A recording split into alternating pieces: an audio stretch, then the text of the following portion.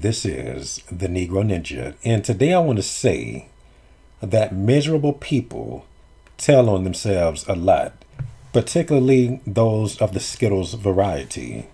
And you know that a snitching nigga is a scary nigga. Like the Bible says, the coward, flees when they're not being chased.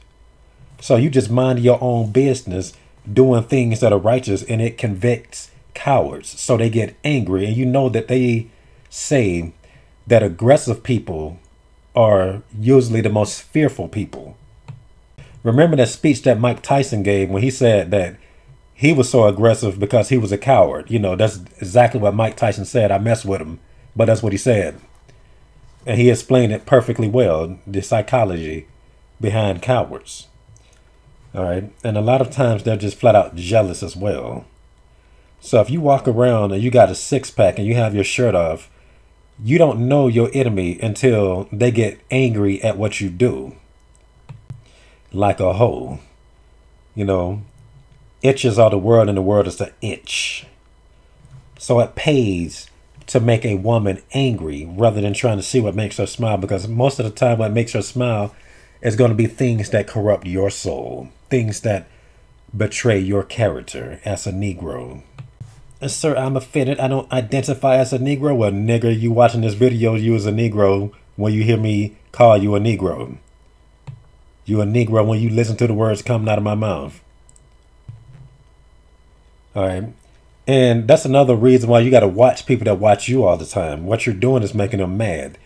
And people that sit around watching somebody all the time shows that they have nothing of importance going on in their own mind. Like, even if you just sitting in your room with nothing better to do, but just stare at the wall all day, at least you got sense enough to just look at a wall instead of looking at another nigga. Like, even if you just sitting in your room with nothing better to do, but just stare at the wall all day, at least you got sense enough to just look at a wall instead of looking at another nigga. And remember that God puts busybodies in the same sentence as murderers. All right, and I don't know which translation this is, but it says it right here in 1 Peter 4:13 through 16, but I'm just going to pick out the sentence. If you suffer, it should not be as a murderer or thief or any kind of criminal, or even as a meddler. This is all one sentence. By the way, one sentence. Okay, and in this translation, it took out busybody and just put meddler, because a busybody is a meddler. They're in people's business. Okay, they're places where they got no business being. Okay, now in the game Kingdom Hearts, they flat out refer to you as a meddler for going to different worlds. You ain't got no business being over there. What does Sora have to do with Mickey Mouse when he made from Squaresoft? It didn't make any sense. But unlike Kingdom Hearts, people that is in your business that don't got no business being there always come to destroy and misplace. And while we're on this topic, nobody exposes themselves like people that go out of their way to be where they don't belong. They are miserable. They just like people from the hood that complain about the hood and then move to a nice neighborhood that they got no business being at. And then acting like the people that they talked about from the hood, they going up there messing up when they complaining about how nasty it is in the hood. They going up there being rowdy when they complaining about how rowdy people is in the hood. Okay, they booed you in the hood, but turned out to have been a nigga the whole time. And the place outside exposed the fact that they a nigga, but they just wasn't nigga enough around bigger niggas. And they got scared and they ran to the hood. To the suburbs. They couldn't out nigga the bigger niggas, and they wanted to be the biggest nigga they is, so they went to where there was no other niggas but themselves. Low frequency individual. And you have to remember that all low frequency people are the same. They ain't vibrating up there. Like if you want to speak to God with music, you don't use ba-boom, ba-boom, low frequency drums and stuff like that. You use high frequency stuff like harps and the organ or whatever else he told you in the Bible. And one thing about low frequency people is they love to be where they are not invited. particularly those of the Skittles variety. Now, the funny thing about this is, a couple of months ago, I was watching the Kelly Clarkson Show, which is season 3, episode 162, and she covered a song called Uninvited. Now, after that song, it was either before or after, a Rainbow Zombie told her his Rainbow Zombie experience of what inspired him to tell her to cover that song, or what the song meant to him. I don't know what Rainbow Zombies be talking about, but they always talking about something dumb.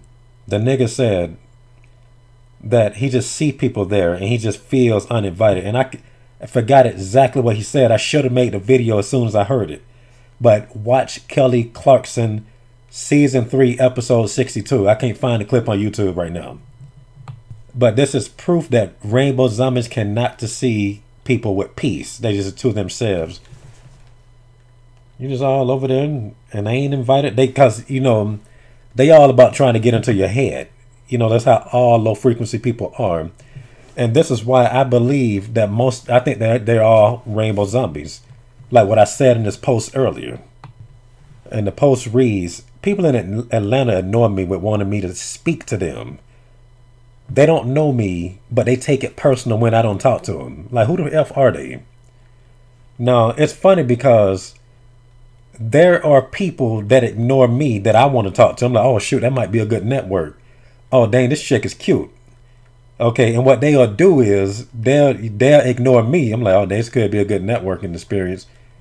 And since they are of use to me, they try to make themselves closed off, which is pretty much the environment during the spiritual attack.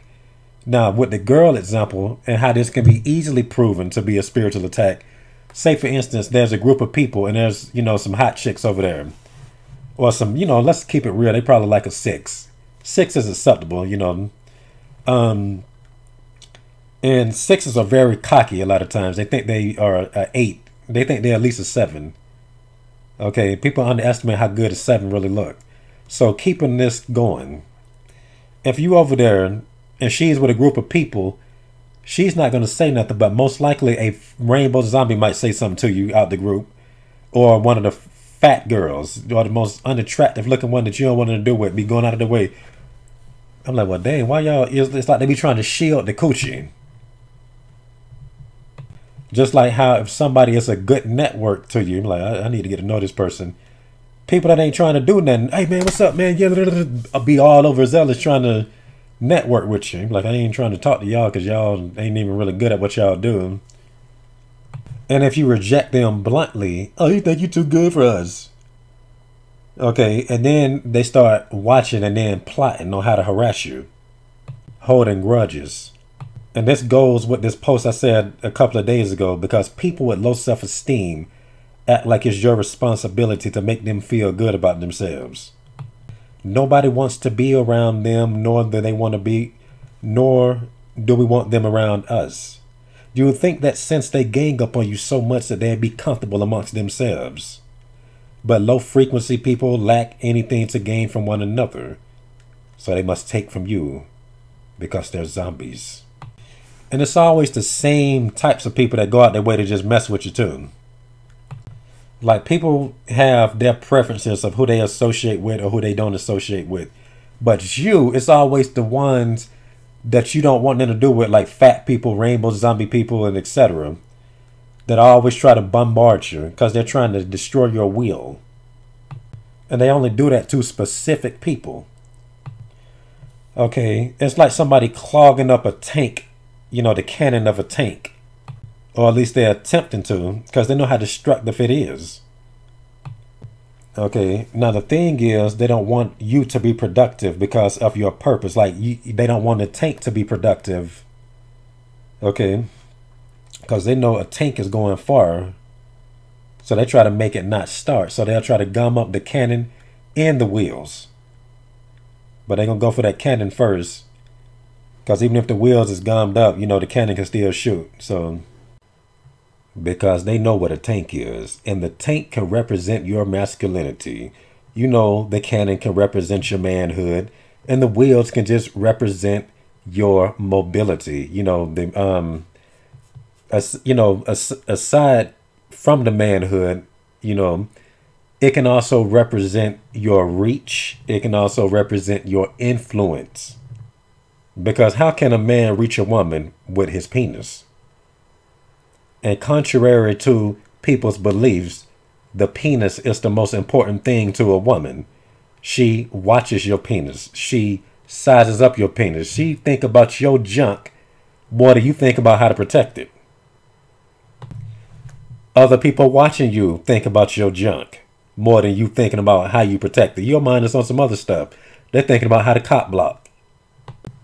They know it's a threat to these little soldiers. They don't want you to win. All right, so they always try to attack the sexuality first. All right, because even if a tank does stand still, the tank still has a cannon. Even if a nigga don't got nowhere to go, he still has a penis. Now, he may not be able to go, but a hoe can come to him. And while you are around the hoes, nothing is stopping your penis. Okay, she can come to you, and she sees it and she knows what to do with it. So that's why they have to attack her mind. Whatever they could do, fear the tank's cannon. Okay, be afraid of the tank. No, the tank ain't here the tank is not trying to destroy you, baby. We're here to save you. Okay, the tank is here to collapse the wicked society. Nigga, this is spiritual warfare. See, the man ain't trying to destroy the spoils. We're trying to take these hoes. They know their method of why they do what they do, even though they don't quite understand themselves because they got no purpose. They just do what the wickedness tells them. All right, because half the time they are opposing you. They can't even meet you halfway to even talk about what you're even talking about. They don't understand what you're talking about, but it pisses them off. And for one to be able to effectively challenge something, you got to understand it. Like if I'm finishing to block a punch, I understand what this punch is intended to do. Okay, it is trying to hit me in the face and it is parried. Okay, because you have to think about these clowns. All they want is to take you out. They swing to take your head off. They don't care how they look.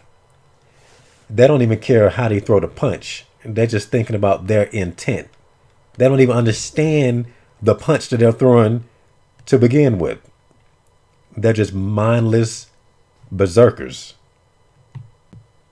And they just want to drag you down to their level. Now, imagine two of these idiots going at each other like that. What's going to happen? A couple of things. They can both knock each other out. Or they can just wail on each other until one loses. But the winner's not going to be able to enjoy the victory because he too is battered. So what are you going to do? Are you going to try to stoop to their level? Or will you use your superior fight IQ? Okay. They want to be a brawler, you being scientific. Well, pop. And that's all I got to say for this message. And this has been the Negro Ninja, bringing you your Negro message for today. Negro out.